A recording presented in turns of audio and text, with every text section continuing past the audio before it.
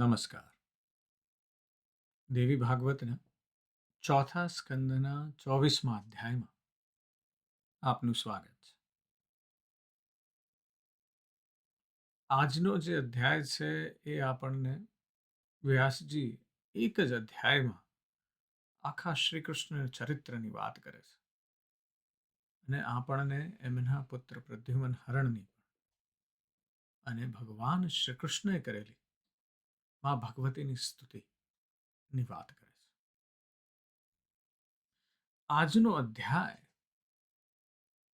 આપણને એ સમજાવશે કે સાક્ષાત ભગવાન વિષ્ણુ, જેને આપણે પરમાત્મા કહીએ છીએ, એ પણ જ્યારે માનવીય લીલા કરે છે ત્યારે તેમને પણ સુખ દુઃખ, વિરહ અને સંઘર્ષમાંથી પસાર થવું પડે છે. અને તે સમયે આપણને ધીરજ અને શ્રદ્ધાનું મહત્વ સમજાય છે.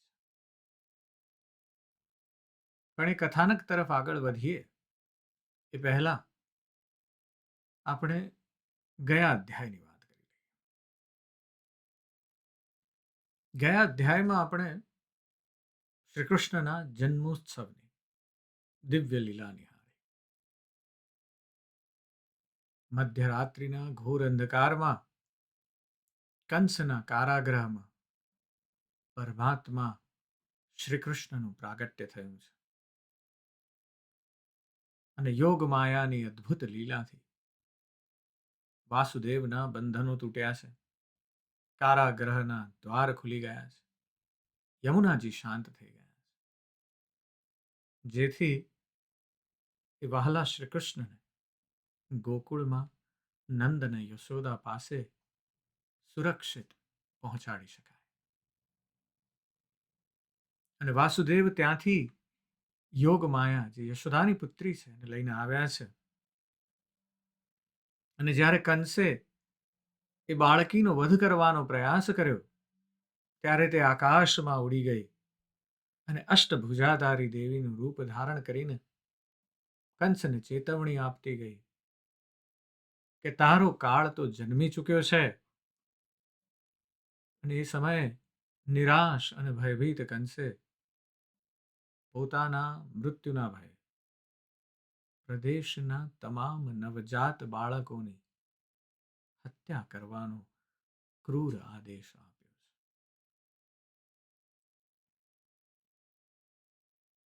આજનું પ્રવચન જે છે અને આજની જે વાત છે એ આપણે એ કથાને આગળ વધારીએ છીએ શ્રી કૃષ્ણની લીલામાં. પ્રભાતના પહોરમાં નંદ રાજાને ત્યાં કુંવર જન્મના વધામણા લાગી ગયા છે.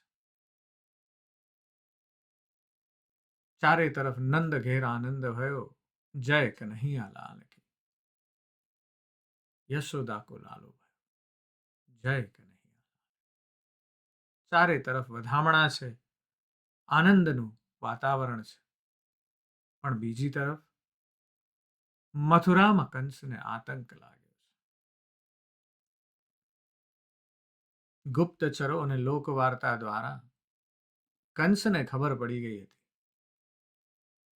કે ગોકુળમાં કંઈક બાળક ઉત્સવ થઈ રહ્યો છે. અને એને નારદજીની વાતો યાદ આવી છે કે ગોકુળના ગોપ ગોપીઓ પણ દેવ દેવતાઓના અંશ છે.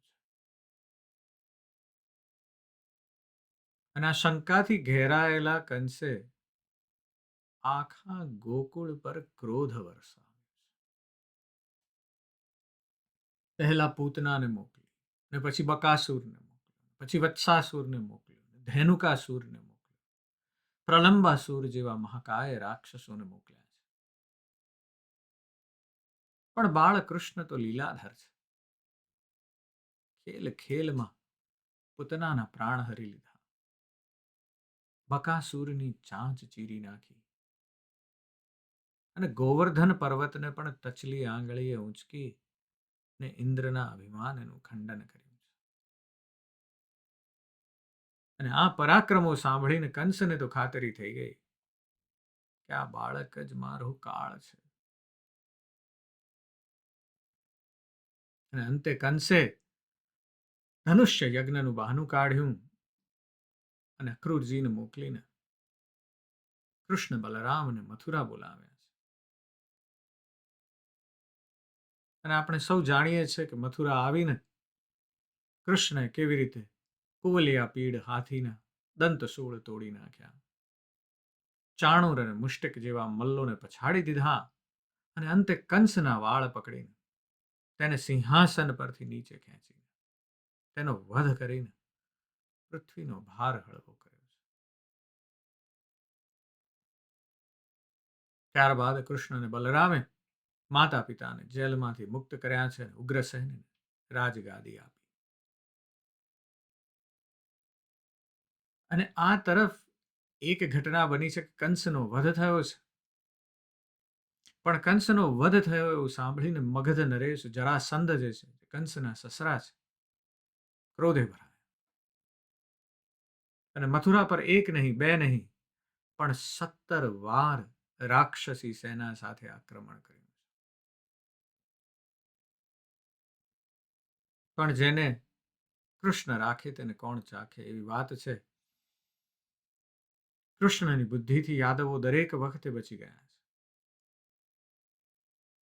પણ 18મી વખતે જરાસંધે એક નવો શત્રુ મોકલ્યો છે, કાલયવન. અત્યંત શક્તિશાળી રાજા હતો કાલયવન. મલેચ્છ રાજા છે અને અજેય છે. અને એ સમયે ભગવાન શ્રી કૃષ્ણએ યાદવોની સભા બોલાવી અને એક ઐતિહાસિક નિર્ણય લીધો છે. ભગવાન શ્રી કૃષ્ણ કહે છે કે હે યાદવો, અહીં આપણે આ જરાસંધના ભય અને ઉપદ્રવમાં જીવીએ છીએ. અને હવે આ કાલ યવન પણ આવ્યો છે. સમજદાર માણસ એ છે જે પ્રાણ બચાવવા માટે ઘર, સંપત્તિ અને અહંકારનો ત્યાગ કરી શકે. બહુ જ અદ્ભુત વાત કરી છે આ એક વાક્યમાં ભગવાન શ્રી કૃષ્ણએ, કે સમજદાર માણસ એ છે જે પોતે હું પણ છોડી શકે, મારું છે એવી વાત છોડી શકે. પ્રાણ બચાવવા માટે સમજદાર માણસ ઘર, મારું ઘર, સંપત્તિ, મારી સંપત્તિ અને અહંકાર, હું કોણ છું, એનો ત્યાગ કરી શકે.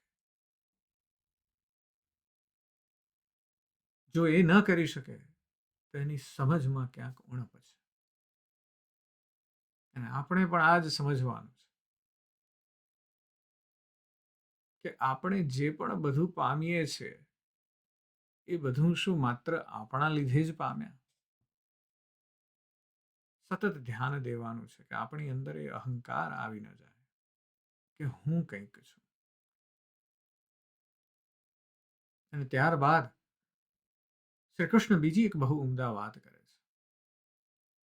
એ કહે છે કે જ્યાં સતત ઉદ્વેગ હોય તે પૂર્વજોની ભૂમિ પણ છોડી દેવી જોઈએ. જ્યાં ઉદ્વેગ હોય, જ્યાં સતત કંઈક થઈ રહ્યું હોય, જેનાથી તમને સેટલડ છો એવી ભાવના ના, તમને એમ થયા કરે કે અહીંયા કંઈક સતત અશાંતિ છે, અને એ ભલે પૂર્વજોની ભૂમિ હોય પણ છોડી દેવી જોઈએ. ત્યારબાદ કૃષ્ણ કહે છે કે કલ્યાણ ઈચ્છતા હોય તે લોકોએ સમુદ્ર કે પર્વત કિનારે વસવું જોઈએ. એક એક વાક્યમાં કૃષ્ણએ મર્મની વાત કરી છે કે પહેલા તો હું પણ છોડી દો, બીજું કે રૂઢિચુસ્તતા છોડી દો, ભલે ઉદ્વેગ હોય તો પછી પૂર્વજોની ભૂમિ પણ છોડી દો. ત્રીજી વાત કૃષ્ણ કરે છે કે કલ્યાણ ઈચ્છતા હો તો સમુદ્ર કે પર્વતના કિનારે વસવું જોઈએ. એવું કેમ?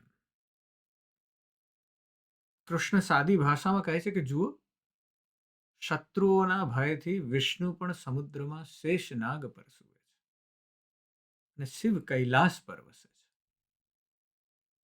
કૈલાસ કે નિવાસી.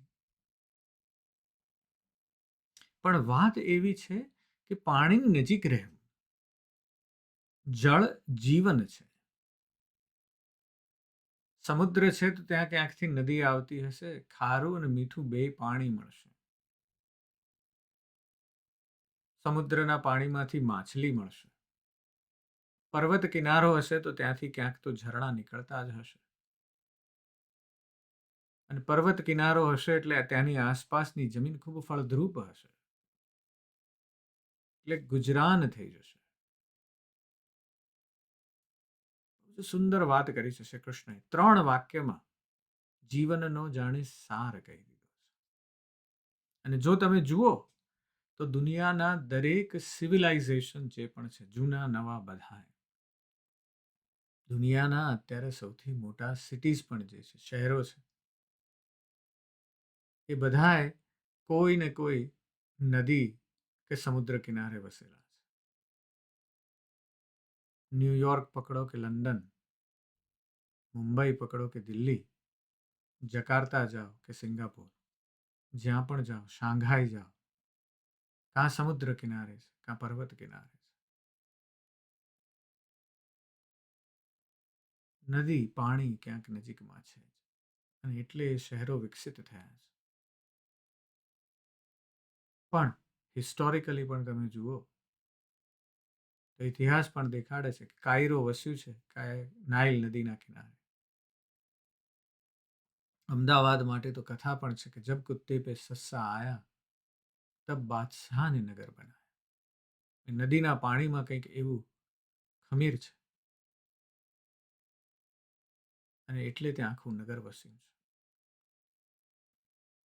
દુનિયાની દરેક સભ્યતા જે પણ છે, એક આ નદી કિનારે વસી છે, સમુદ્ર કિનારે વસી છે, પર્વત કિનારે વસી છે. એથેન્સ પકડી લો, એ જ વસ્તુ થઈ છે. એટલે વાત શ્રી કૃષ્ણની ખૂબ અદ્ભુત છે. અને શ્રી કૃષ્ણ યાદવોને સમજાવે છે કે 17 વખત તો આક્રમણ થઈ ચૂક્યું છે. એટલે કહે છે કે હવે 18મી વખત આ તો કાળ યવન આવવાનો છે. આપણે આઘા ખસી જઈએ. યુદ્ધ કરવાનો કોઈ અર્થ નથી.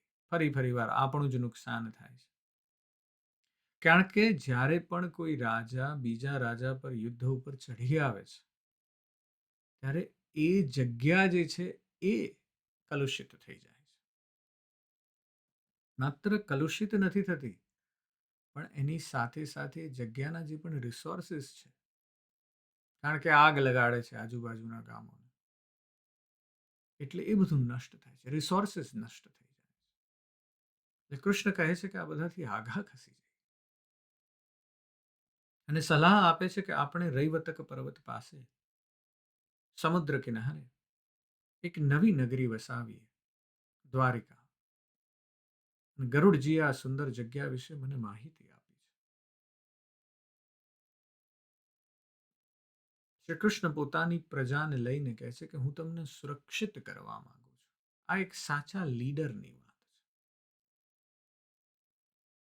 સાચો લીડર એ છે જે સમજી શકે કે હવે ત્યાગ કરવાની પણ જરૂર છે, માત્ર લડી લેવાથી નહીં ચાલે. 2 અધ્યાય પહેલા આપણે વાત કરી છે મૂસાની, બાઇબલમાં મોઝેસની, કે એની આગેવાની હેઠળ ઇઝરાયેલીઓએ ઇજિપ્તની ગુલામીમાંથી પલાયન થઈને ઇઝરાયલની તરફ ગતિ કરી છે. મૂસાએ પણ પોતાના લોકોને વચનબદ્ધ ભૂમિ, પ્રોમિસ્ડ લેન્ડ પર લઈ જવા માટે પૂર્વજોનું સ્થાન છોડાવ્યું હતું. અને શ્રી કૃષ્ણ તો એક મહાન સાચા નેતા છે અને પોતાના લોકોની સુરક્ષા માટે રણછોડ બનવાનું, એટલે કે રણ મેદાન છોડી દેવાનું કલંક પણ માથે લેવા તૈયાર થયા છે. મહાનેતા છે, મહાનાયક છે. એને ખબર છે કે આનું આનું આ બધાને પતાવી દેવા હોય તો પરમાત્માનો અંશ શું હમણાં બધું નીકળી જશે. પણ સાચો નેતા કોણ છે? સાચો નેતા એ છે જે પોતાના અહંકાર માટે નહીં પણ પ્રજાના કલ્યાણ માટે જીવે છે. મેં વો હું એની જરૂર નથી, પણ મારી પ્રજાનું શું કલ્યાણ થાય છે ને એ સાચો નેતા છે.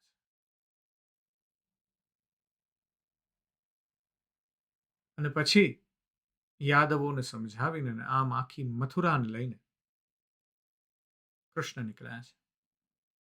ઊંટ ને ગાડા ને ખચ્ચરો પર સામાન ભરીને પ્રયાણ કર્યું છે. અને ભગવાન વિશ્વકર્માએ શ્રી કૃષ્ણ માટે સમુદ્રની મધ્યમાં સોનાની દ્વારકાનું નિર્માણ કર્યું છે. અને આમ કરીને યાદવોને દ્વારકામાં વસાવી આખી મથુરાને લઈને ઉચાળા ભર્યા છે. અને દ્વારકા વસી ચૂકી છે. બધા પોતપોતાની રીતે સેટલ થઈ ગયા છે. હવે જરાસંધ કે કાલ યવનનો ભય નથી રહ્યો, એટલા બધા દૂર જતા રહ્યા છે.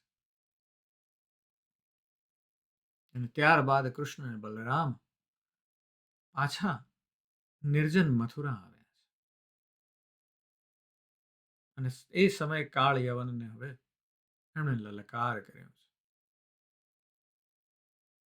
પોતાની પ્રજાને હવે સેફ કરી દીધી છે. હવે લીડર પાછો લડવા માટે આવ્યો છે.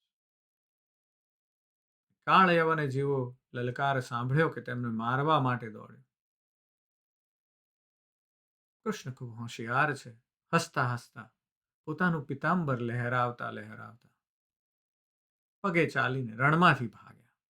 રણ છોડ બન્યા છે. ને એક ગુફામાં ઘૂસી ગયા.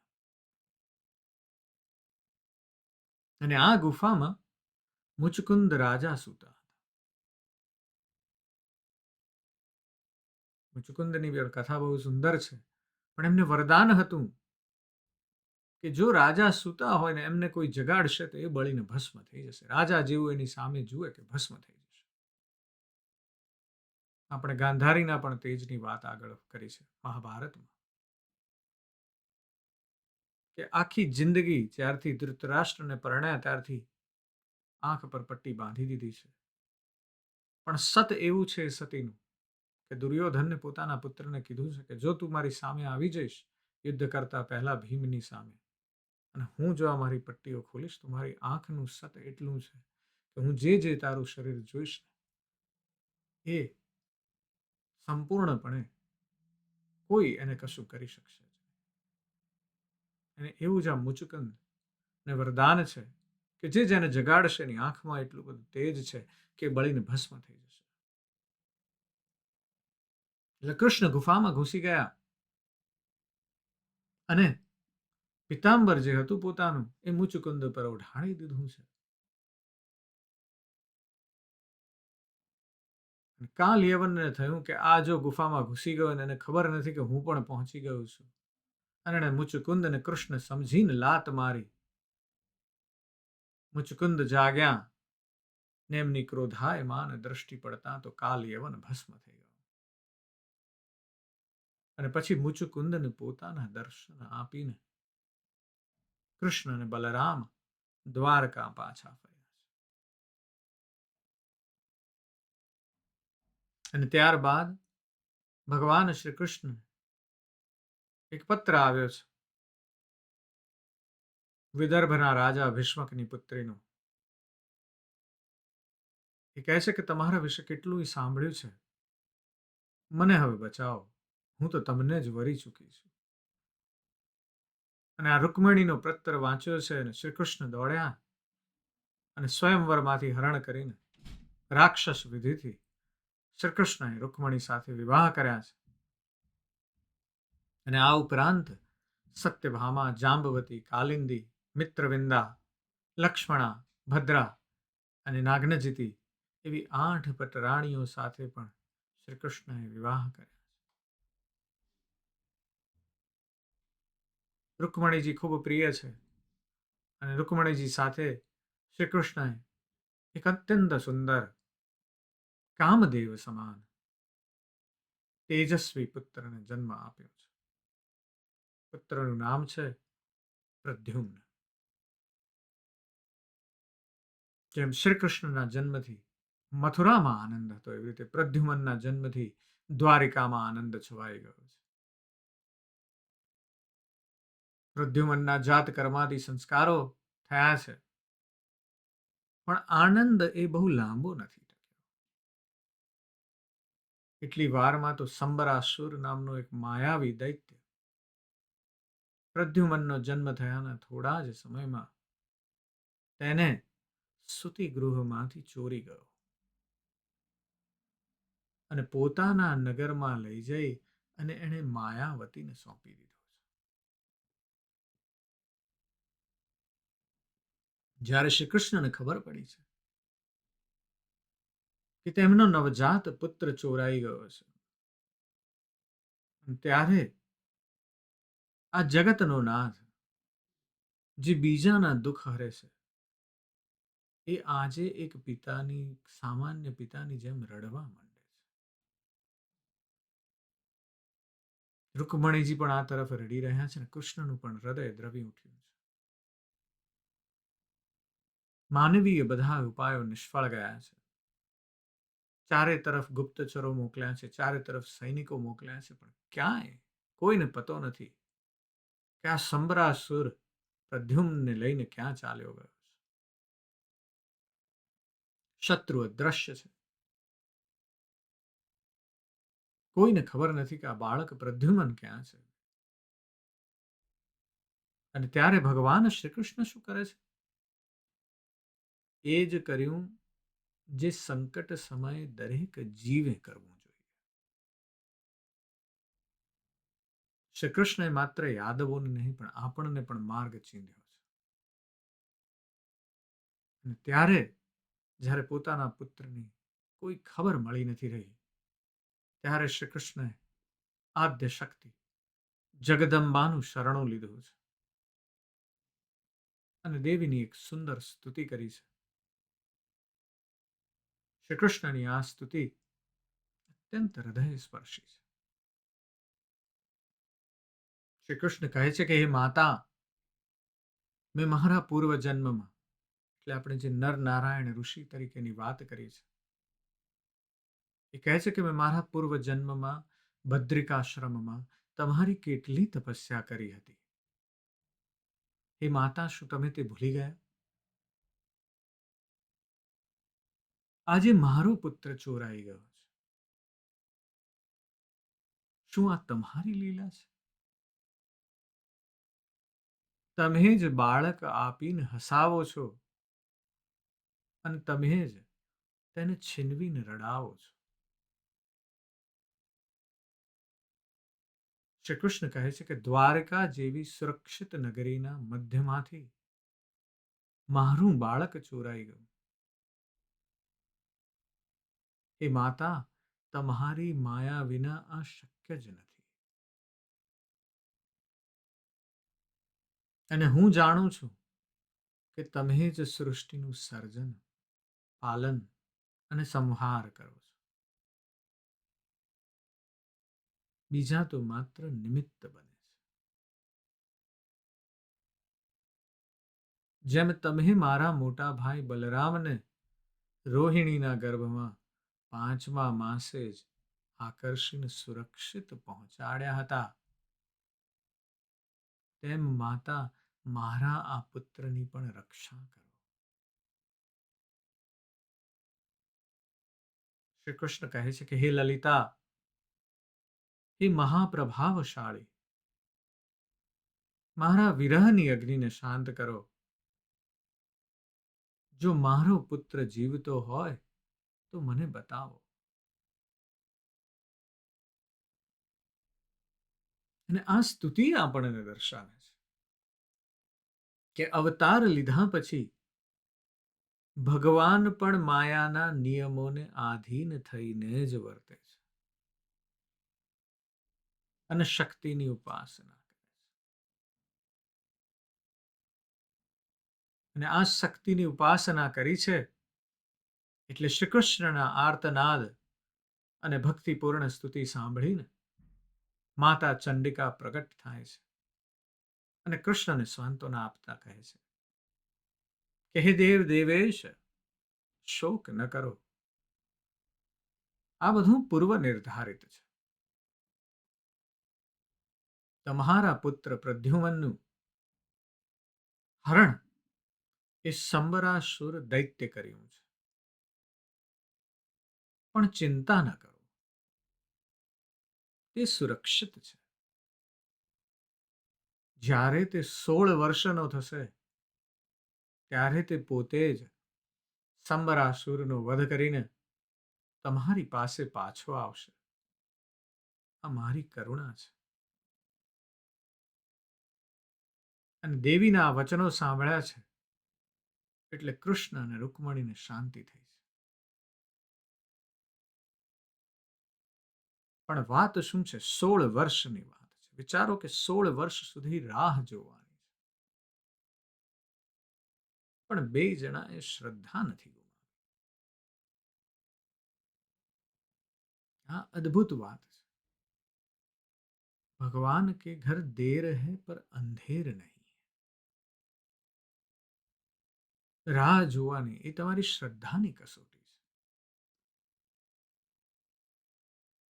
આ જ શ્રદ્ધાને તમારે એક રીતે જોવી હોય તો એક બહુ સુંદર ફિલ્મ છે હોલિવૂડની. નામ છે લાયન. 2016માં પ્રદર્શિત થઈ હતી. અને એની યાદ અપાવે છે કે આ વાર્તામાં એક સારું બ્રાયરલી કરીને એક બાળક છે, 5 વર્ષનો બાળક, ભારતના એક નાનકડા ગામ ખંડવાના સ્ટેશન પરથી ભૂલથી ટ્રેનમાં બેસી જાય છે મધ્યપ્રદેશમાં, અને ત્યાંથી હજારો કિલોમીટર દૂર કલકત્તા પહોંચી જાય છે. ભાષા આવડતી નથી બંગાળી. અને ત્યારબાદ એને સાથે જે કંઈક પણ બને છે ત્યાંથી ઓસ્ટ્રેલિયાનું એક દંપતી એને દત્તક લઈ લે છે. અને 7 સમંદર પાર એક નવી દુનિયામાં મોટો થાય છે, સુખી થાય છે. પણ વાત આપણે સારુંની નથી કરવાની. વાત એ છે કે બીજી તરફ એની ગરીબ માતા જે છે કમલા મુનશી, એ શું કરે છે? પુત્ર ગુમ થઈ ગયો છે એટલે શું માની લેવું કે પુત્ર મરી ગયો? ના. એ જ ગામમાં, એ જ ઝૂંપડીમાં પથ્થર તોડવાનું મજૂરી કામ કરતી રહે છે કમલા મુનશી. ગામ છોડીને ક્યાંય જતી નથી, કારણ કે એની અંદર શ્રદ્ધા છે. અને વિચાર્યા કરે છે કે મારો શેરું, જેનું નામ છે સારું, એ એક દિવસ પાછો આવશે. અને 1, 2 કે 5 વર્ષ નહીં, 25 વર્ષ સુધી રાહ જોવે છે.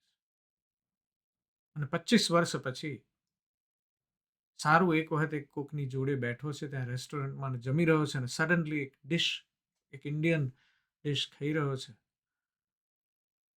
અને કહે છે આ મેં બહુ પહેલા ખાધી છે ને મને બહુ ગમતી. આ ક્યાંની આઈટમ છે? અને ત્યારબાદ એ ડિશથી, એ ટેકનોલોજીના મદદથી પોતાનું ગામ શોધે છે, પાછો ફરે છે, પોતાની વૃદ્ધ માતાને મળે છે. અને ત્યારે માં એને ભેટતીને રડતા રડતા કહે છે કે મને ખબર હતી બેટા, મને પેલા ઈશ્વર પર ભરોસો હતો, માં જગદંબા પર ભરોસો હતો કે તું પાછો આવીશ.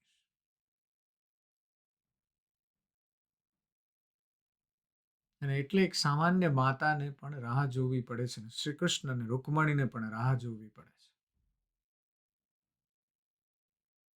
અને દેવીના વચન પર શ્રદ્ધા રાખીને 16 વર્ષ સુધી શ્રી કૃષ્ણ અને રૂકમણીએ ધીરજપૂર્વક એ ભક્તિની શક્તિ પર શ્રદ્ધા રાખીને પ્રદ્યુમનની પ્રતીક્ષા કરી છે.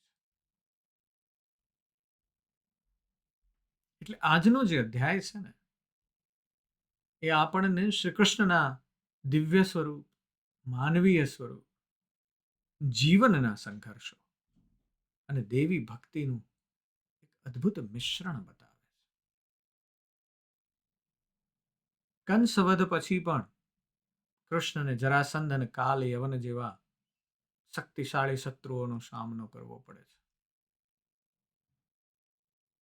અને માત્ર પોતાના નહીં પણ પોતાની પ્રજાના કલ્યાણ માટે કૃષ્ણ મથુરા છોડીને દ્વારકા વસાવવાનો કઠોર નિર્ણય લે છે. અને એ જ ફરીવાર સાબિત કરે છે કે સાચો નેતા જે છે એ અહંકાર કરતા પોતાના અહંકાર કરતા પ્રજાની સુરક્ષાને વધારે મહત્વ આપે છે. શ્રી કૃષ્ણ ધારત તો કઈ મથુરા છોડવાની જરૂર નથી. એ તો એનો મહેલ તો બરાબર મધ્યમાં છે મથુરાની. ચારે તરફ લોકો છે. કેટલા બધાએ મરી જવું પડશે ત્યારે શ્રી કૃષ્ણ સુધી પહોંચી શકવાનો છે. જરાસંધ કે કાલિયવન શક્ય જ નથી. પણ પોતાની પ્રજાને એટલું દુઃખ તો થશે ને. અને કાલયવનનો વધ યુક્તિથી કર્યા બાદ શ્રી કૃષ્ણ ગૃહસ્થ જીવનમાં પ્રવેશે છે. પરંતુ રૂકમણીના પુત્ર પ્રદ્યુમ્નના જન્મના થોડા જ સમયમાં સંબ્રાસુર દ્વારા તેનું અપહરણ થતા શ્રી કૃષ્ણ અને રૂકમણી ઘેરા શોકમાં ગરકાવ થાય છે. અને આ સંકટ સમયે સ્વયં જગતના પાલનહાર શ્રી કૃષ્ણ એક સામાન્ય પિતાની જેમ વ્યથિત થઈને આદ્ય શક્તિમાં જગદંબાની શરણાગતિ સ્વીકારે છે. અને તેમની આર્ત સ્તુતિથી પ્રસન્ન થઈને દેવી પ્રગટ થાય છે અને આશ્વાસન આપે છે કે પ્રદ્યુમ્ન સુરક્ષિત છે. અને 16 વર્ષ પછી શત્રુનો વધ કરીને પાછો ફરશે. અને આ અધ્યાયનો આજે પરમ સંદેશ છે એ છે કે જીવનમાં ગમે તેટલા મોટા સંકટ પડે, ઈશ્વર પરની શ્રદ્ધા, ફેથ અને ધીરજ, પેશન્સ એ જ આપણને દુઃખમાંથી મુક્તિ અપાવી શકે છે. આ શ્રદ્ધા અને ધીરજની જે વાત છે એની પર સતત મનન ચિંતન કરવાની વાત છે. જરૂરથી કરજો. આજે બસ આટલું જ. હું તમારી અંદર બેઠેલા તે પરમ તત્વને પ્રણામ કરું છું. નમસ્કાર.